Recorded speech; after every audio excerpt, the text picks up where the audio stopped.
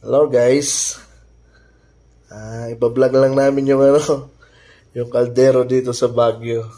Ayan Ayan. Nakita na ba kayong kalderong double bearing?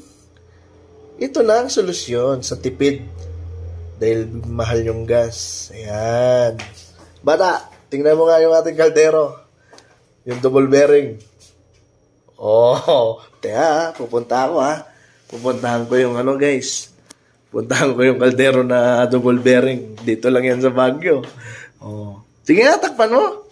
Ang galing, di ba? Dalawa pa yan. Kung gusto mo. Yung mainit na tubig pwede ka rin dyan. Usok pa, Di ba? Katindi kayo ng Baguio. Par. Na? Geto. Alikan, par. Geto. Pogi. Geto. Ipasto miya kaning yan. Kaning kayo ba? Geto. Para bablog kayo ng bablog kayo ng kaldero ng Baguio, double bearing. Takot na kayo. Buksan mo nga ulit bata, dito muna. Sa bigas muna sa kanin. Galing. Baba. Diyan naman sa tubig. Umuusok pa yan.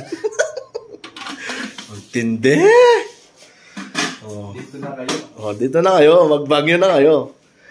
Binibenta to sa halagang 25,000 itong kaldero lang. Hindi. Kanina. Luto na? Hindi, tanggalin mo na. Ano mong ginagawa mo din? Bibili na ko to. Hindi mo naabot Pa.